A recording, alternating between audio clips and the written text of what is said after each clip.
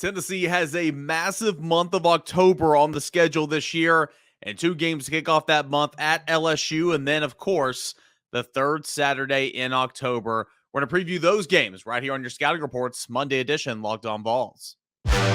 You are Locked On Vols, your daily podcast on the Tennessee Volunteers. Part of the Locked On Podcast Network, your team every day.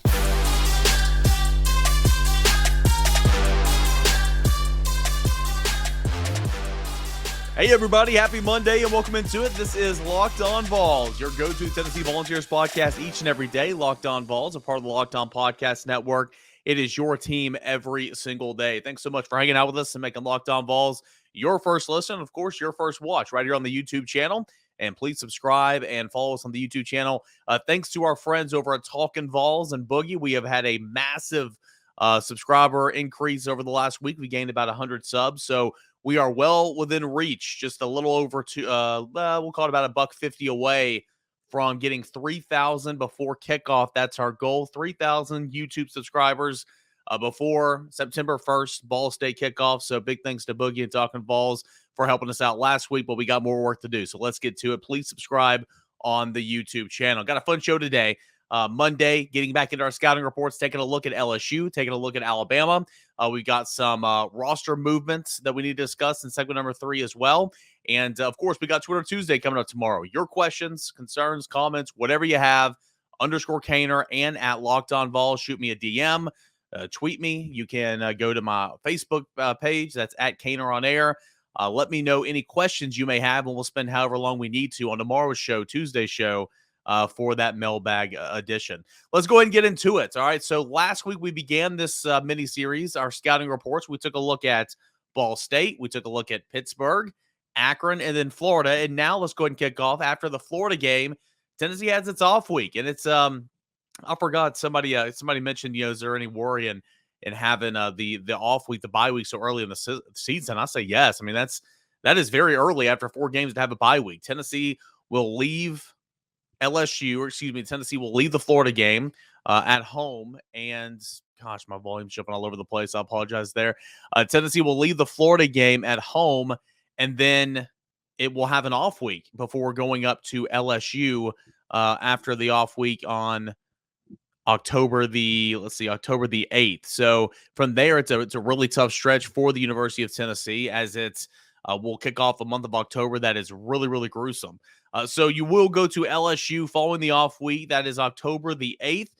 Time and television destination is to be determined. It's the 5th game of the season, week number 6 of the year.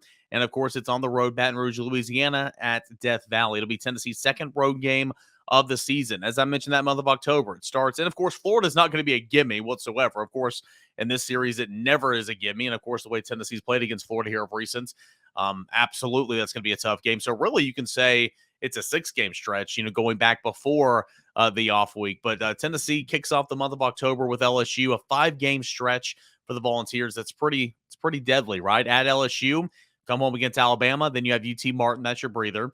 Kentucky, and then at Georgia. So it's a pretty tough stretch here midway through SEC play, and it all starts with Florida, or as we're talking about today here at LSU. Head coach Brian Kelly, brand new season for LSU.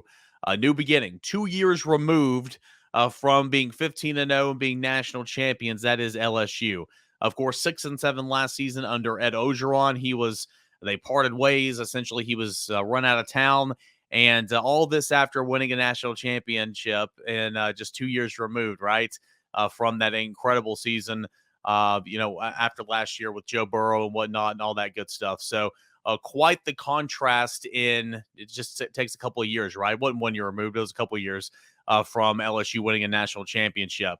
Lost to Kansas State 42-20 with only 39 scholarship players in that Texas Bowl. So once the head coaching change was made, and of course everybody sits out of bowl games nowadays and transferring and opt-outs and all that type of stuff, LSU was so shorthanded, didn't have any quarterbacks on the roster, that it had a wide receiver Preston Action playing quarterback, and it lost 42-20 in the Texas Bowl. You guys remember that? That was major type headlines. And to add on insult to injury, here in camp, an experienced guy, a veteran guy that's been at LSU for quite some time, Miles Brennan, fifth-year quarterback. He was essentially told he was not going to be the starting quarterback, and he upped and left, quit on the team. He says, hey, my football career's over. I think that is pretty soft. That is very soft. I don't know Miles Brennan. I don't know his situation. I know he's dealt with a lot of injuries. I know he's been a guy that's been around a long time.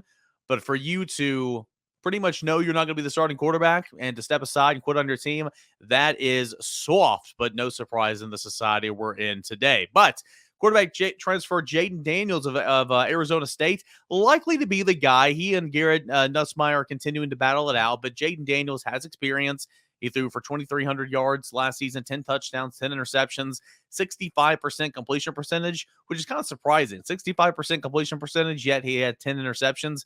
That goes to show me that he probably made a lot of bad decisions just with the football in his hands. Also a threat on the ground, nearly 400 yards rushing in 2021. Of course, I mentioned that's Jaden Daniels' stats.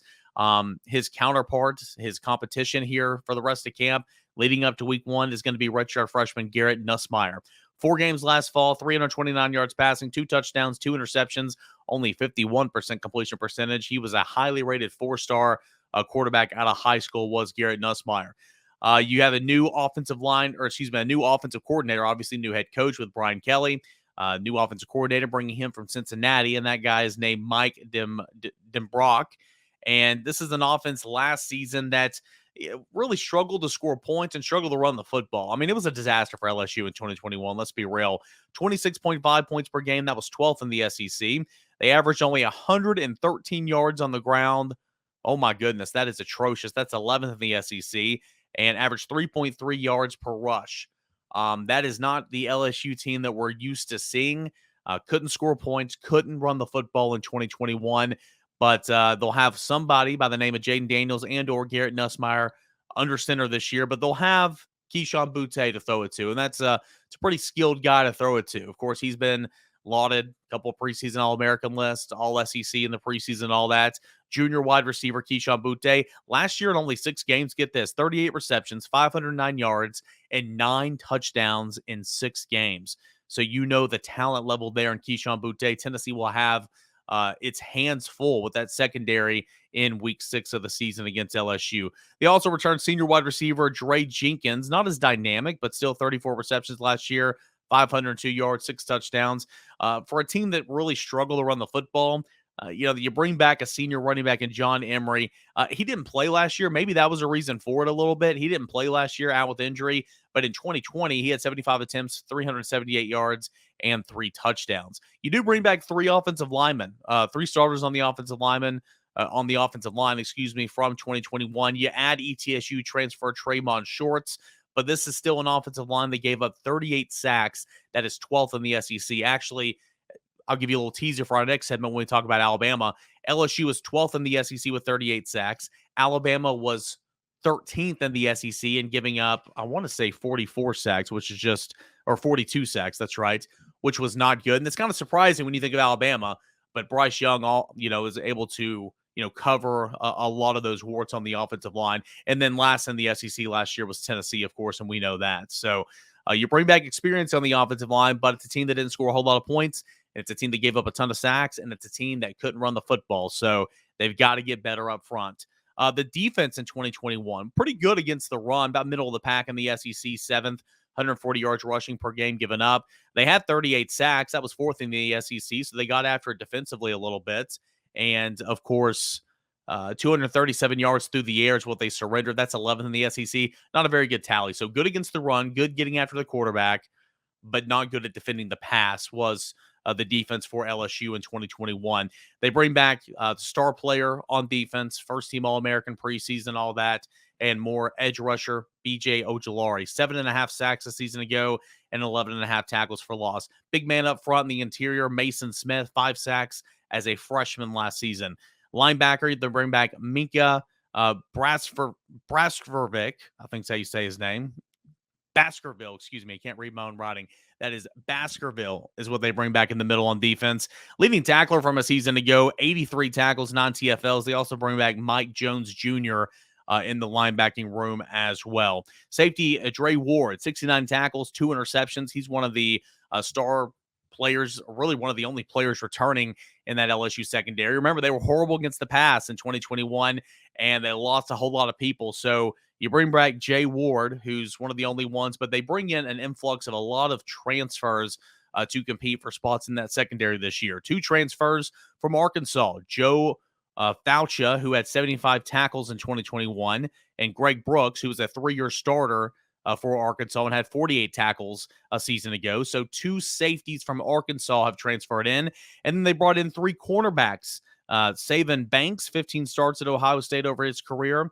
You have Mitch Gardner, 19 starts at Louisiana throughout his career, and Jarek Bernard Converse, 47 straight starts at Oklahoma State. So they brought in 3 corners, 2 safeties to try to revamp that talent in the secondary and try to be much better in defending the pass in 2022. And of course, you don't have Derek Stingley Jr., who missed a whole lot of time for LSU last year, but of course, ginormous talent, can play safety, but of course, as a cornerback as well.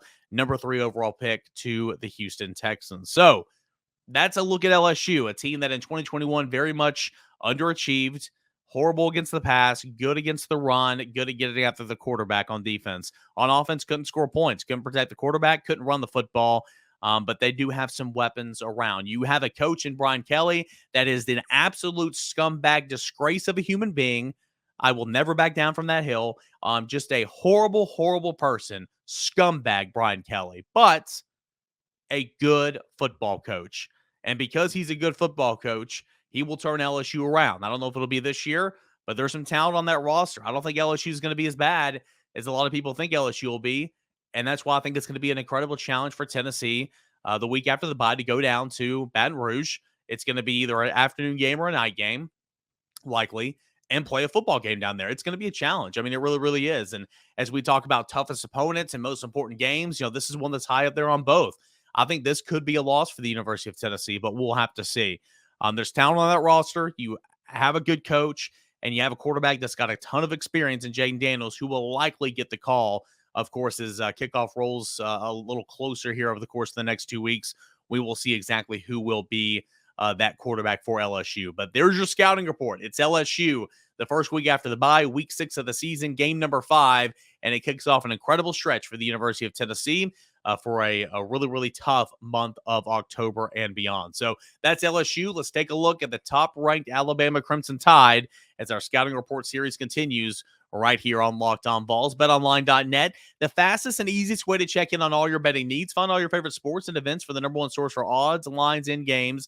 That is at betonline.net. Find reviews and news of every single league, including Major League Baseball, the NFL. It's about to start again, NBA, NHL, combat sports, esports, and even golf. That's happening every single weekend. I mentioned the NFL. Hey, preseason's going on right now, and you can win some money on preseason as well. BetOnline.net continues to be the top online resource for all your sports wagering information, from live in-game betting, scores, podcasts. They have got you covered. Head on over to the website today or use your mobile device. Learn about all the latest trends and all the action happening right now. BetOnline.net, it is where the game starts. Thanks so much for making Locked On Vols your first team your first listen every single day. The ultimate college football preview is here. It's a 7-episode preview with college experts, local team experts, the Odyssey College Football Insiders. It's everything you need to be ready for the college football season right here in one spot. Search for the ultimate college football preview on your Odyssey app, YouTube, or wherever you get your podcasts. This is Locked On Vols, your go-to Tennessee Volunteers podcast, each and every day, part of the Locked On Podcast Network, your team every single day. Don't forget Twitter Tuesdays coming up tomorrow. Your questions, comments, concerns at _Caner and at Locked On Vols. We took a look at LSU in segment number 1 of today's show. Scouting report. We truck on to Tuscaloosa to take a look at the Alabama Crimson Tide. Of course, that game is going to be right here in Knoxville this season. But the third Saturday in October means a lot to every Tennessee football fan, means a lot to every single Alabama Crimson Tide fan. It's one of the most storied rivalries in all college football. It's been completely one-sided of late. I don't have to tell you that. I don't have to tell you that Tennessee has lost the last if I can find it here. Tennessee's lost the last 15 straight in the series, and as I will tell you that, but I don't have to tell you that. Tennessee's lost 15 in a row in this series. Last UT win came back in 2006, 16-13 victory in Knoxville. It just is what it is. But this game, Josh Heupel trying to bring Tennessee back into a relevance in this series, trying to bring Tennessee back into a true rival for Alabama because it hasn't been the last decade plus. We'll see what happens. Third Saturday in October. It means so much. It means across all college football. Everyone knows what that means. The third Saturday in October, that is Tennessee and Alabama. This year it comes on October 15th, very early in the month. But remember, the 1st of October is actually a Saturday, and that is when Tennessee has its off week. Game number 6 of the season, week number 7 of the year. It's going to be a TBD on television and time, of course. Head coach Nick Saban, 183 and 25 at Alabama. Just incredible when you sit back and think about it. Last season, Alabama went 13-2. They lost to Georgia in the national championship game, but they did win the SEC championship. They returned the Heisman Trophy winner at quarterback, and that is Bryce Young. 4,872 yards passing in 2021 for Bryce Young, 47 touchdowns, 7 interceptions just as a sophomore. Pretty impressive.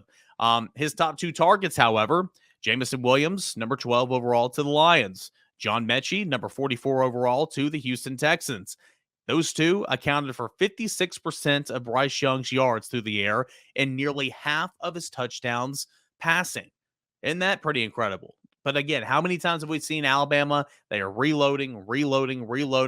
Nick Saban said when the transfer portal waiver started to lax a little bit, he said, hey, teams like Alabama will benefit from this the most. You might not like Nick Saban. I know we made fun of him whenever him and Jimbo Fisher had that spat because, again, it was all Nick Saban's fault. You don't have to like him. You can hate him. It is what it is. But when he opens his mouth, usually it's good things coming out in terms of the sport of college football. God knows what he's talking about, and he's been completely right about that because you brought in Jamison Williams, who was incredible. Of course, you had John Mechie. Those two guys are gone, counted for nearly half of both passing yards and touchdown passes for Bryce Young last year.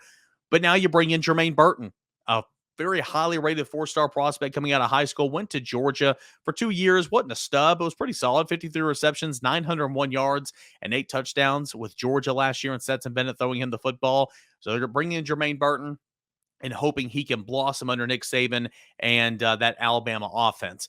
Also, you bring in running back Jahmyr Gibbs, former Georgia Tech standouts, an all-purpose back. In fact, he is voted by the media as a first-team all-purpose back here in entering the new season.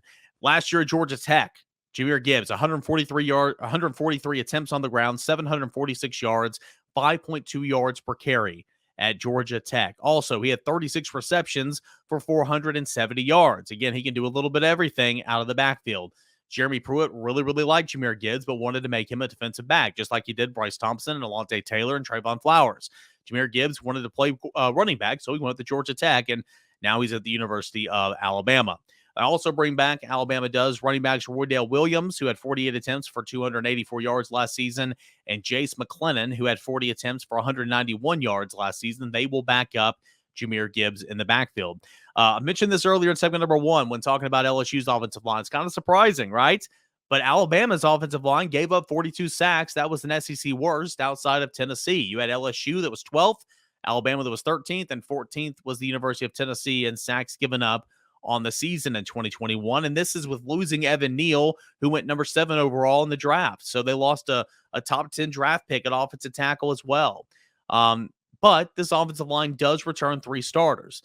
They were not a horrible unit. They just gave up a lot of sacks. And of course, when you have a Heisman Trophy winner and Bryce Young, he can cover up a lot of those mistakes. So this offense lost a lot, but going to be just fine. You bring back the best player in the country, arguably with the guy I'm about to mention here in a moment, and I bet you know where I'm going with this.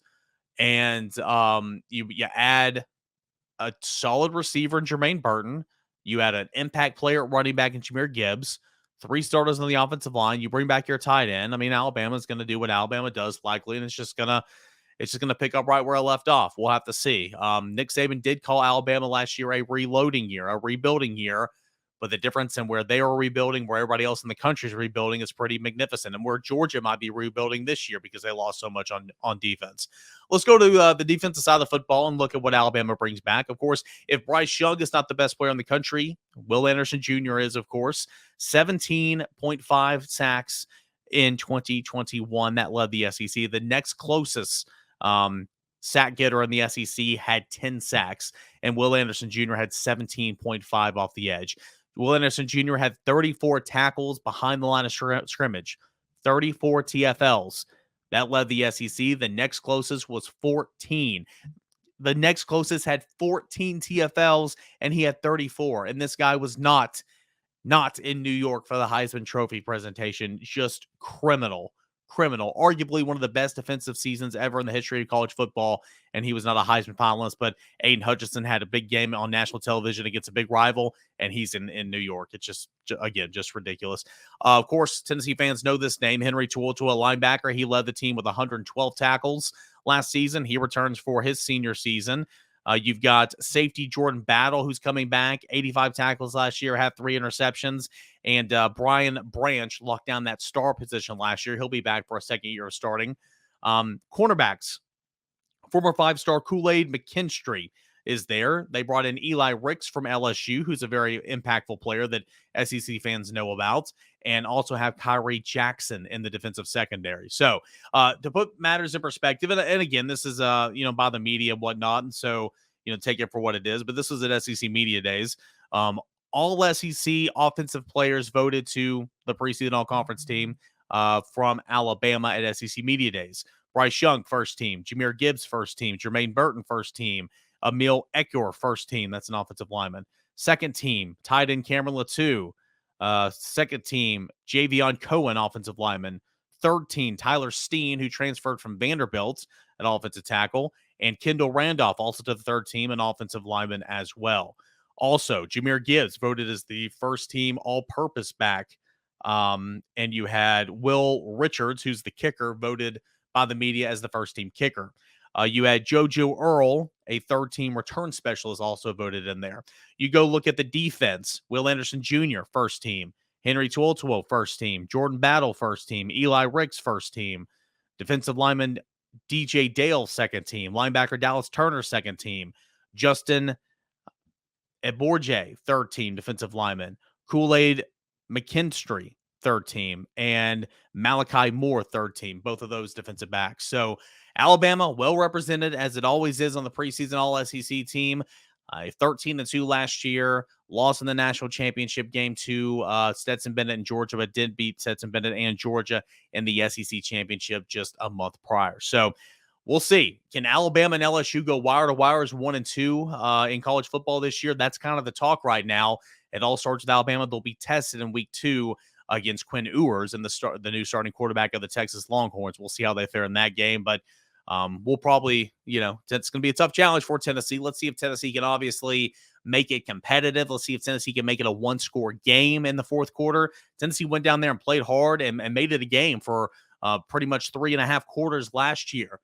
Can Tennessee avoid blowout? Can Tennessee make things interesting? And who knows? Can Tennessee win this football game? We will find out on the third Saturday in October, but that is your scouting report for the Crimson Tide, Nick Saban, and the Alabama football team. All right. Got to talk about some roster movement for the University of Tennessee to conclude our Monday show. That's coming up next. Stay tuned as Locked On Vols carries on. We got a final segment left here of our Monday edition of Locked On Vols. Your first listen, your first watch each and every single day. Don't forget, guys, Twitter Tuesday is coming up tomorrow. Your questions, comments, concerns, @_Caner, @Locked On Vols. At Caner on Air on the Facebook page. All those DMs are open and waiting on you guys. All right, so by now you know that Lyn-J Dixon is no longer a part of the University of Tennessee's football team. Former Clemson running back Lyn-J Dixon, former West Virginia running back Lyn-J Dixon. Now he is former Tennessee running back Lyn-J Dixon. Came on at the very end of July, visited, met with the staff, was here day 4 or 5 of camp. Practiced a couple of times and then had an ankle injury. He was bogged down a little bit. Never really did much at camp, to be completely honest. But Tennessee needed a running back. Tennessee needed a body. And so they took a flyer on Lyn-J Dixon, who was available and has an extremely high upside. Played on some really good Clemson teams throughout his career and played in some big-time football games early in his career as well. So I don't blame Tennessee for taking a flyer on Lyn-J Dixon to seeing if he could just come in and help. But you bring him in, and he never really had a good opportunity to get out there, on the football field because he was bogged down by some injuries throughout his short tenure here at the University of Tennessee. Wasn't a good fit. And again, you're trying to make it work, right? You're trying to make it work because you have such a need. Lenith Whitehead, was out at the beginning of the camp. That news was that he was going to miss the season before camp even started. And even before Lenith Whitehead, there was a need because you only had 5 scholarship running backs. Then that puts you down to 4. And so you're just trying to help add to your roster, and trying to, protect yourself, give yourself some depth because it is a long, grueling schedule in the SEC. As we saw last year, a walk-on running back was getting big-time carries in big-time football games. That's just not good enough for Tennessee. That's why Tennessee was trying to add throughout the offseason at the running back position. So that's why Tennessee took a flyer on Lyn-J Dixon. Just didn't work out. Wasn't a good fit at all. I think that's because he was late to begin with, because he missed so much at camp, because he barely got any work in, to be completely honest. He kind of saw that he was not going to be a factor, and nowhere in the meantime was he going to be a factor soon, at least. And so I think that it was just kind of decided that he would just exit the program, and that's kind of where it was. So no Lyn-J Dixon on the Tennessee football team any longer. I said that it would be a stretch. It would take him a while to kind of learn, but if he could buy in, if he could learn the offense, that he would have to be counted on 100%. He was going to have to be counted on just out of pure necessity. But now he's no more. Tennessee back down to 4 scholarship running backs, and that is not the best situation to be in, to be completely honest with you. You got Jabari Small, who's had a great camp, but as we know, durability is an issue there. You have Jalen Wright, who has put on a lot of weight, a good weight in the offseason, but has barely took part in any fall camp, hasn't been hit hardly at all, still limited even right now. We'll have to see how much action he'll get in week 1 against Ball State, if he gets in any at all, right? And then you have 2 freshmen. You have Dylan Sampson, who's had a really, really strong camp, but just got here in June and has never played an SEC football game and is about 180 pounds or so. He's not a very big guy. Then you have Justin Williams-Thomas, who is a big guy, who does look the part, but is still just a true freshman. Both those guys are going to have to play some big time snaps for the University of Tennessee this year. But what happens if Tennessee runs through 4 running backs? If Tennessee gets down to, week 5, week 6 of the season, and you only have 2 of those 4 scholarship running backs available? Well, you're going to have to see some walk-ons step up and play a little bit. You might have to see some other guys move around. You might have to see a tight end line up in the backfield. We've seen that before. You might have to see a tight end take a handoff out of the backfield in short yardage situations. I mean, you might have to see that. We'll have to see. Tennessee's going to have to get creative. Maybe they rely more on the pass and just kind of only go to the run when they absolutely have to. We will have to see, but not an ideal situation. But really, Tennessee's just kind of been rolling with it all camp long. They've been down a running back or 2 all camp long, and they just continued to roll through it and practice and make no issue out of it. I expect that's what Tennessee will do this year. So Lyn-J Dixon, no longer a part of the Tennessee football team. Tennessee down to 4 scholarship running backs. It is what it is, and that is absolutely going to be a pressing need in the transfer portal to kind of help come in. Will Stallings currently committed to play running back in this class. Of course, you've got Cam Selden, who can play running back in this class, and Tennessee's going to try to add one out of the transfer portal no matter what, because you just need more bodies in that room. I like the guys they have in that room. I do. Jabari Small, Jalen Wright, and I think Justin Williams-Thomas is going to be a stud one day, even though I think Dylan Sampson is farther along than he is right now. And that's funny because Justin Williams-Thomas got here in January, but I think he will be fine. I think he'll be a stud, and I think he'll be a really, really good running back at this level. Maybe that'll happen at some point this year, but he'll have to play, as will Dylan Sampson, as will those other guys. Not the best situation to be in, not the end of the world, but Tennessee will make do as Lyn-J Dixon has left the Tennessee football team. All right, that will do it here for a Monday edition of Locked On Vols. Can't thank you enough for choosing to hang out with us here. You can be elected to do literally anything with your time, but whether you're in the office, in the cubicle, on your way to work, on a run, on a walk, walking the dogs, whatever the case may be, sitting at your desk, doing some work, but have the tab open to Locked On Vols on the YouTube channel, you're hanging out with us. So I really, really do appreciate that. Please subscribe on YouTube. Let's keep that push going strong. Send me in your Twitter Tuesday questions for tomorrow's show at _Caner, at Locked On Vols, and at Caner on Air on the Facebook page. And as always, subscribe and listen wherever you find your podcast. Guys, thanks so much. Can't thank you enough again for hanging out with us today. Check out Locked On SEC if you're bored with Chris Gordy. Tons of great interviews as the SEC football season getting closer and closer. We'll do it again tomorrow, same time, same place. Pull up a chair, and we'll talk again on Tuesday. Until then, enjoy the rest of your Monday, everybody.